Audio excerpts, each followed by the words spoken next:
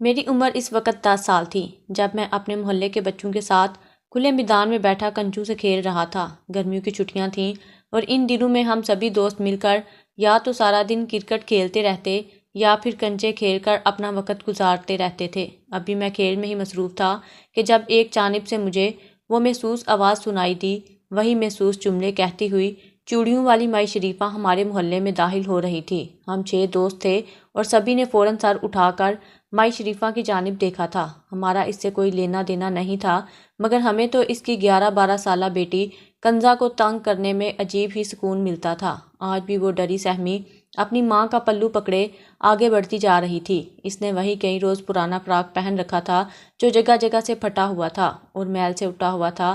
اس کے بال بھی مٹی سے اٹے تھے، مگر اس کے باوجود شریفہ مائی نے بڑے ہی سلیقے سے اس کی چٹیاں باندھ رکھی تھیں۔ ہم لڑکوں کو دیکھ کر تو ویسے بھی وہ سہم جایا کرتی تھی، کیونکہ ہم لوگ انہیں تنگ ہی اتنا کیا کرتے تھے۔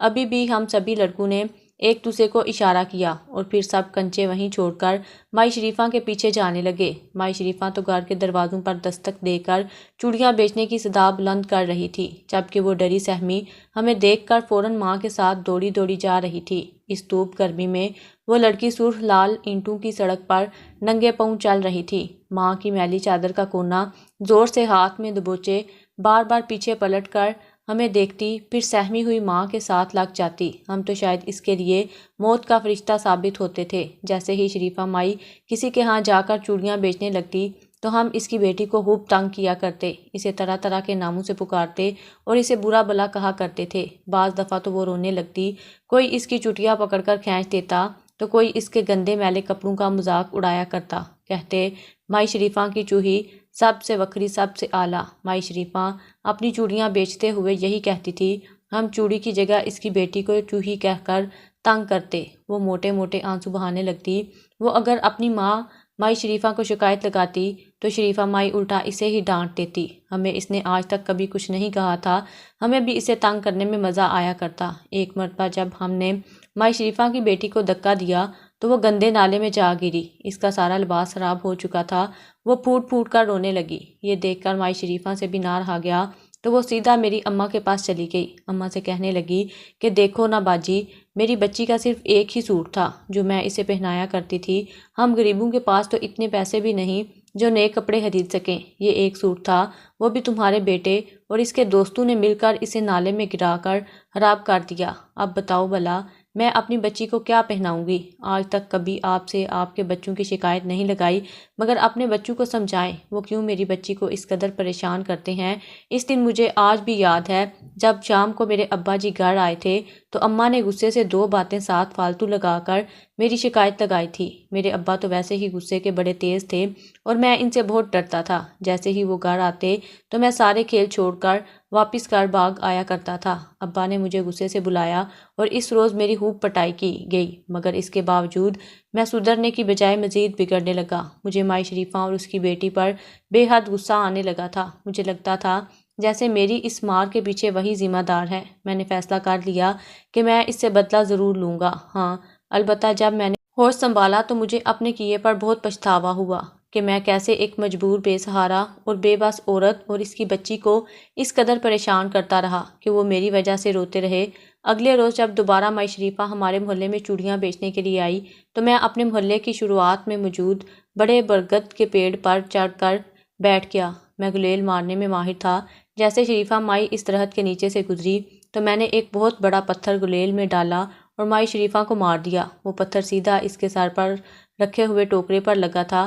مائی شریفہ توازن برقرار نہ رکھ سکی۔ اگلے ہی پل اس کا ٹوکرا اس کے سر سے نیچے گر چکا تھا۔ وہ ٹوکرا نہیں تھا بلکہ مائی شریفہ کی کل کائنات تھی، شاید اس کا سب سے قیمتی اثاثہ تھا۔ وہ ساری چوڑیاں گر کر کرچی کرچی ہو چکی تھیں اور ہر سو چوڑیوں کے کانچ بکھرے ہوئے تھے۔ جو چوڑیاں سلامت بچی تھیں وہ بھی اتنی نہیں تھیں کہ ان چوڑیوں کا سیٹ ہی بن سکتا۔ یہ دیکھ کر تو جیسے مائی شریفہ کو چپ سی لگ چکی تھی۔ وہ زمین پر بیٹھ کر ان چوڑیوں کے ٹکڑے اٹھا اٹھا کر دیکھنے لگی اور پھر اس نے آس پاس نظر دوڑائی۔ میں تو فوراً اس طرح کے پتوں میں چھپ چکا تھا۔ اگر وہ مجھے دیکھ لیتی تو نہ جانے میرا کیا بنتا۔ میں نے پہلی مرتبہ مائی شریفہ کو اس قدر دکھ میں دیکھا تھا۔ وہ ٹوٹی ہوئی چوڑیاں سینے سے لگا کر پھوٹ پھوٹ کر رونے لگی تھی۔ اس کی بیٹی بھی سسک سسک کر ان چوڑیوں کے کانچ اٹھا کر جوڑ رہی تھی کہ شاید وہ دوبارہ چوڑیاں بن جائیں۔ تبھی مائی شریفہ روتے ہوئے کہنے لگی، اتنے دنوں سے چوڑیاں لانے کے پیسے ہی نہیں تھے۔ کریانے والے منشی چاچا سے کچھ پیسے قرض ادھار دیے کہ جیسے ہی آج چوڑیاں بکیں تو میں اس کا قرض اتاروں گی، مگر یہ تو ساری چوڑیاں ہی ٹوٹ گئیں۔ اب میں اپنے بھوکے بچوں کو کیا کھلاؤں گی؟ وہ تو اسی طاق میں بیٹھے تھے کہ آج ماں آئے گی تو پیٹ بھر کر کھانے کو ملے گا، مگر میں انہیں کس منہ سے بتاؤں گی کہ میری ساری جمع پونجی کرچی کرچی ہو گئی۔ شریفہ مائی یہ کہہ کر رو رہی تھی۔ اس کی سسکیاں تو جیسے ایک پل کو مجھے جھنجھوڑ چکی تھیں۔ میں تو بیچنے میں آ کر غلطی کر بیٹھا تھا، مگر اب مجھے افسوس ہو رہا تھا۔ شریفہ مائی اور اس کی بیٹی کو روتا ہوا دیکھ کر مجھے بھی رونا آ گیا تھا۔ شریفہ مائی نے وہ ساری چوڑیاں واپس اپنے اس ٹوکرے میں ڈالی اور وہاں سے واپس چلی گئی۔ وہ ٹوٹی ہوئی چوڑیاں ابھی بھی یوں ہی زمین پر گری تھیں۔ دل ہی دل میں مجھے بڑی تکلیف اور پشیمانی سی ہوئی تھی۔ میں یوں ہی اداس کتنی ہی دیر وہاں پر بیٹھا رہا۔ مائی شریفہ وہاں پر دوبارہ نہیں آئی تھی، البتہ میرے دوست مجھے کھیلنے کے لیے بلاتے رہے، مگر آج تو جیسے میرا دل ہی بجھ چکا تھا۔ میں ان کے ساتھ کھیلنے کے لیے نہیں گیا، بلکہ خاموشی سے گھر چلا آیا۔ کئی دن پھر ہفتے اور مہینے گزر گئے، مگر مائی شریفہ دوبارہ وہاں پر نظر نہیں آئی تھی۔ سننے میں آیا تھا کہ وہ اب دوسرے گاؤں میں جا کر چوڑیاں بیچتی ہے۔ شاید ہماری وجہ سے اس نے یہاں آنا چھوڑ دیا تھا۔ وقت یوں ہی گزرتا رہا۔ میں پڑھائی کے لیے شہر چلا گیا۔ ایک روز جب واپس آیا تو ایک مرتبہ پھر مجھے مائی شریفہ چوڑیاں بیچتی ہوئی دکھائی دی تھی۔ وہ ایک بیوہ تھی جو جوانی میں ہی بیوگی کی چادر پہنے اپنے بچوں کی کفالت کر رہی تھی۔ اس کا شوہر مٹی کے برتن بنایا کرتا تھا، جبکہ وہ اپنی ساس سے کانچ کی چوڑیاں بنانا سیکھ چکی تھی۔ اس پر برا وقت آیا تو اس نے ہمت نہ ہاری، نہ ہی دوسروں کے سامنے ہاتھ پھیلایا تھا، بلکہ اپنی محنت سے وہ چوڑیاں لے کر بیچنے لگی اور اپنا اور اپنے بچوں کا پیٹ پالنے لگی۔ اس کے 5 بچے تھے، جس کی واحد کفیل وہی تھی۔ مجھے ابھی بھی شریفہ مائی یاد آ جاتی تو ایک شرمندگی مجھے آ گھیرتی۔ میرا یہی خیال تھا کہ میں ایک مرتبہ مائی شریفہ اور اس کی بیٹی سے ملوں اور ان سے معافی مانگوں۔ میری وجہ سے ان کا نقصان بہت ہوا تھا۔ اس رات میں تو پیٹ بھر کے کھانا کھا چکا تھا، مگر نہ جانے مائی شریفہ اور اس کے بچوں نے کھانا کھایا ہوگا بھی یا نہیں۔ کئی سال گزر چکے تھے۔ شریفہ مائی اب بھی ویسے ہی تھی، جبکہ اب ان کے ساتھ کنزا نہیں ہوتی تھی۔ میں ہاسٹل سے چھٹی لے کر آیا ہوا تھا۔ جب اپنے گھر سے باہر جانے لگا تو مجھے شریفہ مائی اپنے گھر کے باہر بیٹھی ہوئی دکھائی دی۔ وہ بری طرح ہانپ رہی تھی، شاید گلیوں میں پھر پھر کر تھک چکی تھی۔ میں نے انہیں یوں بیٹھے دیکھا تو ایک پل کو تو شرمندہ سا ہو گیا، مگر پھر انہیں سلام کیا تو کہنے لگی، بیٹا اگر ہو سکے تو 2 گھونٹ پانی لا دو، شدید پیاس لگی ہے۔ میں فوراً گیا اور ٹھنڈے پانی کا گلاس انہیں تھما دیا۔ وہ پی کر مجھے ڈھیروں دعائیں دینے لگی، جبکہ میں اندر ہی اندر شرمندہ سا ہو رہا تھا۔ اگر اسے خبر مل جاتی کہ وہ میں ہی لڑکا تھا جس نے اس کی چوڑیاں توڑی تھیں تو نہ جانے اس کے دل پر کیا بیتتی۔ آج البتہ کنزا اس کی بیٹی اس کے ساتھ موجود نہیں تھی۔ میں نے یوں ہی اس سے پوچھ لیا کہ اب آپ کی بیٹی آپ کے ساتھ نہیں ہوتی؟ کہنے لگی کہ اس کی تو میں نے 3 سال پہلے شادی کروا دی ہے، خیر سے 2 بچے ہیں اس کے۔ یہ سن کر تو جیسے مجھے دھچکا سا لگا تھا۔ اتنی کم عمر میں اس کی شادی کروا دی؟ تو شریفہ مائی پھیکی سی مسکرائی، کہنے لگی کہ جتنی جلدی سر سے بیٹی کا بوجھ اتر جائے اتنا ہی ہم غریبوں کے لیے اچھا ہوتا ہے۔ ویسے بھی میرے پاس رہ کر کون سا سکھی تھی، اپنے گھر میں ہی اس کی حالت نوکرانیوں سے بھی بدتر تھی۔ خیر شکریہ بیٹا۔ اتنا کہہ کر وہ وہاں سے دوبارہ چوڑیوں کی صدا لگاتی جا چکی تھی۔ میں بھی سر جھٹک دیا اور اپنی زندگی میں مصروف ہو گیا۔ میری نوکری دوسرے ملک میں لگی تھی اور میں وہاں سے امریکہ چلا گیا۔ کتنے ہی سال میں نے امریکہ میں گزارے تھے۔ ہمارے حالات بھی پہلے سے کافی بہتر ہو چکے تھے، کیونکہ میری تنخواہ لاکھوں میں تھی، کسی چیز کی کمی نہ تھی۔ میں نے تعلیم کا سلسلہ بھی امریکہ میں ہی پورا کیا تھا اور پھر نوکری بھی تقریباً 10 سال کا عرصہ گزارنے کے بعد میں واپس آیا تھا۔ میری اماں میرے لیے یہاں پر رشتہ ڈھونڈ رہی تھی۔ میں 17 سال کی عمر میں امریکہ گیا تھا اور اب 27 سال کا ہو چکا تھا۔ اماں کو میرے لیے اپنی بھتیجی پسند آ گئی تھی۔ رشتہ پکا ہوتے ہی اماں نے شادی کی تاریخ بھی رکھ دی، کیونکہ میں ویسے بھی 2 مہینے کے لیے یہاں آیا تھا اور اسی دوران مجھے اپنی بیوی کا ویزا بھی لگوانا تھا اور پھر وہ میرے ساتھ امریکہ چلی جاتی۔ میں امریکہ سے واپس آیا تو دوست مجھ سے ملنے کے لیے آ گئے۔ وقت کا مجھے کچھ اندازہ ہی نہ ہوا، میری اماں نے میری شادی کی تیاریاں شروع کر دیں کہ جب ایک صبح میں سو رہا تھا کہ مجھے وہی محسوس آواز سنائی دی، مائی شریفہ کی چوڑی سب سے وکھری، سب سے اعلیٰ۔ میری آنکھ چٹ سے کھلی تھی۔ میرا مائی شریفہ سے کوئی خونی رشتہ نہ تھا، لیکن نہ جانے کیوں ایک دلی وابستگی سی ہو گئی تھی۔ میں فوراً سے اپنے کمرے سے باہر آیا، وہ چوڑیوں کا ڈھیر لگائے اماں سے کہہ رہی تھی، نورانی لا رہی ہے، ایسا کر یہ سورج چوڑیاں اسے بارات پر پہنانا، بڑی سجیں گی اس کے گورے گورے ہاتھوں پر۔ بچپن میں کی گئی غلطی کا اب بھی مجھے ملال تھا۔ اماں میری بیوی کے لیے چوڑیاں پسند کر رہی تھیں، میں بھی اماں کے برابر میں بیٹھ گیا۔ مائی شریفہ مجھے ہی دیکھ رہی تھی، عجیب یاسیت سی تھی اس عورت کی آنکھوں میں۔ اس کی آنکھوں میں زیادہ تر دیکھ نہیں پاتا تھا، میرے اندر ایک بے چینی سے شروع ہو جاتی تھی۔ سوکھے منہ وہ صبح سویرے چوڑیاں بیچتی، مجھے گلی میں دکھائی دیتی تھی۔ آج بھی ویسا ہی لباس پہنا ہوا تھا جیسا میں بچپن سے اسے پہنتے دیکھتا آ رہا تھا۔ میں نے کہا، مائی شریفہ اب تو تمہارے بچے بھی جوان ہو گئے ہوں گے، کماتے بھی ہوں گے، اب بھی چوڑیاں بیچتی ہو، چھوڑ دو اس کام کو۔ میری بات سن کر اس کے چہرے کی رنگت فک ہوئی تھی۔ کہنے لگی، پتر بیٹے کی شادی ہی کرنی ہے، وہ بیچارہ اکیلا کیا کیا کرے گا، اس لیے سوچا کہ چل بہو کو لانا ہے تو تھوڑے پیسے ہی جمع کر لوں۔ میرے پاس یہ اچھا موقع تھا اپنی غلطی کا ازالہ کرنے کا۔ میں نے جیب سے پیسے نکالے اور مائی شریفہ کی طرف بڑھا دیے۔ میں نے کہا، یہ رکھ لو، اپنے بیٹے کی شادی پر نیا جوڑا پہننا۔ میری بات سن کر وہ مسکرانے لگی اور پھر میرا ہاتھ پیچھے کر دیا۔ کہنے لگی، نہ پتر، مائی شریفہ نے کبھی کسی کا احسان نہیں لیا، اللہ کا بڑا کرم ہے، سال کے 2 جوڑے بناتی ہوں، اپنے لیے گزر بسر اچھا ہو جاتا ہے، کرم ہے میرے مالک کا۔ اس کی بات سن کر میں کچھ دیر تو اسے حیرت سے دیکھتا رہا۔ کیا تھی وہ عورت، اتنا صبر! ایسے غریب لوگ تو پیسوں کے منتظر ہوتے ہیں، کوئی انہیں پیسے دے تو فوراً سے جپٹ لیتے ہیں۔ مجھے تو لگا تھا کہ میری غلطی کا ازالہ ہو جائے گا، لیکن وہ تو مجھ سے پیسے لینے کے لیے تیار ہی نہ تھی۔ میں نے کہا، مائی شریفہ میں یہ اپنی خوشی سے دے رہا ہوں، میری بھی تو شادی ہے، میری شادی پر بھی ضرور آنا۔ ایسا کرو، میری شادی کے لیے ہی جوڑا بنا لو، مجھے کسی نہ کسی طرح سے اس کے نقصان کی بھرپائی کرنی تھی۔ میری ماں نے بھی اسے بہت کہا تو پھر اس نے وہ پیسے رکھ دیے اور مجھے ڈھیروں دعائیں دینے لگی۔ مجھے لگا جیسے میری اس غلطی کا ازالہ ہو گیا ہے، میں اندر سے جیسے مطمئن سا ہو گیا تھا۔ لیکن ایک بار جب وہ دوبارہ سے چوڑیاں بیچنے آئی تو اس کے چہرے پر نیل کا نشان تھا، چہرہ بھی سوجا ہوا تھا۔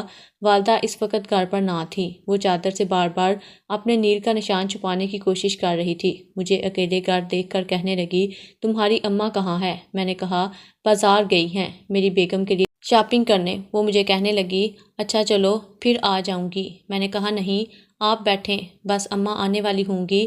کہنے لگی، میں نے سوچا چل تیری اماں دلہن کے لیے نئے جوڑوں کے ساتھ چوڑیاں خرید دے گی۔ میں نے کہا، ہاں آپ بیٹھیں، اماں بس آنے والی ہے۔ وہ وہیں صحن میں بیٹھ گئی۔ میں نے کہا، مائی شریفہ یہ چہرے پر نیل کیسے پڑ گیا؟ میرا یہ کہنا تھا کہ وہ گڑبڑا گئی، چہرے کی رنگت بھی اڑی تھی۔ پھر ہچکچاتے ہوئے کہنے لگی، میں گر گئی تھی، صحن میں پانی گرا ہوا تھا تو پاؤں پھسل گیا، بس بوڑھی ہو گئی ہوں نا، اس لیے ذرا سی چوٹ پر نیل کے نشان پڑ جاتے ہیں۔ اس کی آواز میں ایک عجیب سا کرب تھا، پتہ نہیں کیوں مجھے کیوں اتنی بے چینی ہوتی تھی۔ اس عورت کو دیکھ کر مجھے لگتا ہے جیسے اس کی زبان اپنی ہی بات کی چغلی کھا رہی ہے، وہ جھوٹ بول رہی ہے۔ بار بار وہ اپنی چادر سے اپنا وہ نیل کا نشان چھپانے کی کوشش کر رہی تھی۔ کچھ دیر میں میری اماں آ گئیں اور میں اٹھ کے باہر چلا گیا۔ میری شادی ہوئی تو پھر میں مصروف ہو گیا، اپنی بیوی کا ویزا لگایا اور دوبارہ سے امریکہ چلا گیا۔ امریکہ میں بھی جب میری اماں سے بات ہوتی تو میں مائی شریفہ کا لازمی پوچھتا تھا۔ وہ ٹھنڈی آہ لے کر کہتی، اس کی بھی کیا زندگی ہے، 4 بیٹے ہیں لیکن چاروں کے چاروں نکمے نکلے ہیں، اب بھی بیچاری گلی گلی سر پر بھاری چوڑیوں کا ٹوکرا اٹھائے چوڑیاں بیچتی نظر آتی ہے۔ میں نے کہا، اماں میں آپ لاکھوں کے حساب سے پیسے بیچتا ہوں، ایسا کریں مائی شریفہ نظر آئے تو اسے کچھ پیسے دے دیا کریں تاکہ اپنی ضروریات وہ پوری کر لے۔ میرے دل میں مائی شریفہ کے لیے کیوں ہمدردی تھی یہ تو میں نہیں جانتا تھا، شاید وہ بچپن کی ایک غلطی تھی جس نے میرے دل میں مائی شریفہ کے لیے ایک عجیب سا مقام پیدا کر دیا۔ اس عورت کے معاملے میں بے بس تھا۔ میرا جی چاہتا کہ کبھی فرصت سے اس کا ہر غم پوچھوں کہ اس نے کیسے اپنی زندگی کی تکلیفوں کا سفر طے کیا ہے، اسے پیسے دوں، اس کی مدد کروں، اس کے چہرے پر مسکراہٹ دیکھوں۔ مجھے نہیں علم تھا کہ میری یہ خواہش کیوں تھی۔ ایسا نہیں کہ میں غریبوں کی مدد نہیں کرتا تھا یا غریبوں کی مدد نہیں کی تھی، میں اکثر غریبوں کی مدد کرتا رہتا تھا، لیکن مائی شریفہ کے لیے میرے دل میں ایک الگ ہی مقام تھا جو میری سمجھ سے باہر تھا۔ جب بھی میں گاؤں فون کرتا، مائی شریفہ کا پوچھتا۔ میری بیوی مجھے کبھی کبھی کہتی، آپ تو اس چوڑی والی کے بارے میں ایسے پوچھتے ہیں جیسے آپ کا کوئی اس سے رشتہ ہو۔ میں نے کہا، مجھے نہیں معلوم کہ میرا اس سے کیا رشتہ ہے کیا نہیں، لیکن میرے دل میں اس کے لیے ایک عجیب بات ہے۔ میرا دل اس کی طرف خود بخود مائل ہونے لگتا ہے۔ میرے پاس لفظ نہیں ہے، لیکن جب میں اس کی آنکھوں میں موٹے موٹے آنسو دیکھتا ہوں جس میں مجھے بے بسی نظر آتی ہے تو میرا دل کٹنے لگتا ہے۔ میرا جی چاہتا ہے اس کے آنسو کو اپنی ہتھیلیوں میں رکھ لوں، اس کا ہر غم بانٹ لوں۔ میں یوں کہتا تو میری بیوی مجھے حیرت سے دیکھتی۔ پھر بات آئی گئی ہونے لگی۔ اللہ نے مجھے 2 بیٹوں سے نوازا تھا، اور جب میری والدہ کو اس بات کا علم ہوا تو کہنے لگی، مائی شریفہ تمہیں خاص مبارکباد دے رہی ہے، کہہ رہی ہے اپنے بیٹے سے کہنا کہ اپنے بیٹوں کی پرورش پر بڑا دھیان دے۔ بیٹا اگر نافرمان ہو جائے تو ماں باپ کی زندگی کو رول کے رکھ دیتا ہے۔ نہ جانے اس کی بات میں ایسا کیا تھا کہ میرے دل کو دھچکا سا لگا تھا۔ میری شادی کو 10 سال بیت کے تھے۔ میری بیوی کہنے لگی کہ اب اسے گاؤں جانا ہے۔ مجھے چھٹی بھی مل گئی تھی، اس لیے سوچا کہ چلو میں بھی گاؤں چلا جاتا ہوں، ورنہ ہر 2-3 سال بعد میں اپنی بیوی کو گاؤں بھیج دیتا تھا۔ وہ مہینہ 10 دن رہ کر آ جاتی تھی۔ اس بار جب میں گاؤں گیا تو مجھے مائی شریفہ کہیں نظر نہ آئی۔ میں نے سوچا کہ چلو شاید بیٹوں میں غیرت جاگ گئی ہے جو وہ کمانے لگے ہیں، اور مائی شریفہ کا بڑھاپا بھی کچھ سکون سے گزر جائے گا۔ میری بیوی چند دن بعد ہی اپنے میکے چلی گئی تاکہ ان سے ملاقات کر لیں۔ میں اماں کے ساتھ ناشتہ کر رہا تھا کہ جب دروازہ کھٹکا، پھر وہی محسوس آواز میرے کانوں میں پڑی۔ اماں کہنے لگی کہ شریفہ، میری بہو اب امریکہ کی ہو گئی ہے، چوڑیاں نہیں پہنتی۔ اماں نے تو باہر سے ہی اسے رخصت کرنا چاہا، لیکن میں فوراً سے کھڑا ہو گیا۔ میں نے دروازہ کھولا اور مائی شریفہ سے کہا، اندر آئیں۔ مجھے دیکھ کر اس کے چہرے پر خوشی کی لہر دوڑی تھی۔ کہنے لگی، خیر سے آ گیا تو پردیس سے واپس؟ میں نے کہا، ہاں ہاں، آپ اندر آئیں۔ کہنے لگی، کیا کروں گی اندر آ کے بیٹا؟ تیری اماں تو کہہ دیا تیری بیوی اب ولایتی ہو گئی ہے، چوڑیاں نہیں پہنتی۔ میں نے کہا، آپ تو اندر آئیں، ہمارا صرف ایک یہی تو تعلق نہیں ہے، بچپن سے آپ یہاں آ رہی ہیں۔ میری بات سن کے اس کے چہرے پر مسکراہٹ یکدم غائب ہوئی تھی۔ وہ اندر آ گئی۔ اماں اس وقت اپنے کمرے میں چلی گئی تھی، ظہر کی نماز پڑھنا تھی۔ مائی شریفہ وہیں بیٹھ گئی۔ میں نے کہا کہ تمہارے سارے بیٹے کمانے لگ گئے ہوں گے، پھر کیوں چوڑیاں بیچتی ہیں؟ گھر میں بیٹھو، سکون لو، بہو سے خدمت کرواؤ۔ میری بات سن کر کہنے لگی، کچھ لوگوں کی قسمت میں صرف مشقت لکھی ہوتی ہے، میں بھی شاید ایسے ہی نصیب لکھا کر آئی ہوں۔ اب تو مجھے ایسی عادت ہو گئی ہے کہ دل ہی نہیں چاہتا کہ گھر پر بیٹھوں۔ میں نے کہا، کیوں، کیا بچے کماتے نہیں ہیں؟ کہنے لگی، کماتے ہیں، مجھے بھی بہت منع کرتے ہیں کہ اماں بس کر دے، ساری جوانی تو نے چوڑیاں بیچ بیچ کر ہمیں پالا ہے، اب ہمیں بھی خدمت کا موقع دے۔ یہ سن کر مجھے بڑی خوشی ہوئی تھی کہ چلو اس عمر میں آ کے اماں شریفہ کو سکھ تو ملا۔ میں نے جیب سے پیسے نکال کے جب اس کی طرف بڑھائے اور کہا کہ بس انکار مت کرنا، اسے رکھ لینا۔ اس نے میری طرف دیکھ کر پوچھا، یہ زکوٰۃ یا تیرے بچوں کی خیرات تو نہیں؟ میں نے حیرت سے اس کی طرف دیکھا۔ میں نے کہا، نہیں، میں ایسے ہی پیسے دے رہا ہوں۔ کہنے لگی، پھر ٹھیک ہے، تیرے بچوں کی خیرات اور زکوٰۃ نہیں دے سکتی۔ میں یہ کہہ کر اس نے چوڑیاں کا ٹوکرا سر پر رکھا اور چلی گئی۔ میں کافی دیر اس کی اس بات کو سوچتا رہا، لیکن ایک بار مجھے ایسی خبر ملی کہ اس نے مجھے تڑپا کے رکھ دیا۔ اماں بتانے لگی کہ اس کے بیٹے اچھے نہیں ہیں، اسے بہت مارتے ہیں، وہ جو پیسے دن بھر کماتی ہے، گھر جیسے ہی جاتی ہے بچے پیسے چھین لیتے ہیں، بھائی بھی کچھ خاص اچھا نہیں ہے۔ اس سے یہ سن کر میرے دل میں ایسی بے چینی اٹھی کہ مجھ سے رہا نہیں گیا۔ میں شریفہ کے گھر چلا گیا، لیکن دروازے پر ہی اس کی چیخو پکار سن کر جیسے ٹھٹک کر کھڑا ہوا تھا۔ اس کے بیٹے اسے شدید مار رہے تھے، کہہ رہے تھے کہ تو نے ہمیں بھی کسی امیر گھر میں کیوں نہ دے دیا کہ تجھے ایک ہی بیٹے سے پیار تھا جسے تو نے اس عورت کو تھما دیا، وہ بے اولاد تھی تاکہ اس کی گود بھر جائے، تو نے چھوٹے کو ہی کیوں اس کی گود میں ڈال دیا، اب دیکھ کتنے عیش کرتا پھر رہا ہے، وہ امریکہ جاتا ہے، خوب پیسے کما رہا ہے، اور ایک ہم ہیں جن کے نصیبوں میں بس دال روٹی ہی لکھی ہے۔ یہ سن کر تو میرے ہوش اڑ کے رہ گئے تھے۔ میں حیران پریشان اس کے گھر کے باہر کھڑا تھا۔ مجھے آج اپنے اندر کی بے چینی اور بے تابی کا جواب ملا تھا، لیکن دوبارہ سے مائی شریفہ کی چیخ پر میں چونکا تھا، دل تڑپ کر رہ گیا تھا۔ میں نے فوراً سے دروازے کو دھکا دے کر کھولا۔ سامنے وہ زمین پر بیٹھی سسکیوں سے رو رہی تھی۔ اس کے بیٹے اسے ٹھڈوں سے مار رہے تھے۔ میں نے ان چاروں کو پیٹ کے رکھ دیا تھا۔ وہ عورت صرف مائی شریفہ چوڑیوں والی نہیں تھی، میری ماں بھی تھی، جس نے ایک بے اولاد عورت کو مجھے سونپ دیا تھا۔ میں کنزا سے بڑا تھا۔ مجھے وہ چاروں نوجوان مجھے غصے سے دیکھنے لگے۔ میں وہیں بیٹھ گیا جہاں مائی شریفہ زمین پر بیٹھی رو رہی تھی۔ آنسو میری آنکھوں سے بھی جاری تھے۔ میں نے کہا، اماں۔ میرے اس لفظ پر وہ تڑپ کر سسکنے لگی اور مجھے اپنے سینے سے لگا لیا۔ میں بھی پھوٹ پھوٹ کر رونے لگا۔ میری ماں نے بہت بڑی قربانی دی تھی۔ مجھے آج سمجھ آ رہی تھی کہ میں کیوں مائی شریفہ کو دیکھ کر تڑپ اٹھتا تھا، کیونکہ وہ میری سگی ماں تھی۔ اس بار جب میں امریکہ گیا تو میرے ساتھ مائی شریفہ بھی تھی۔ میں سوچ چکا تھا کہ اولاد ہونے کے سارے فرائض پورے کروں گا۔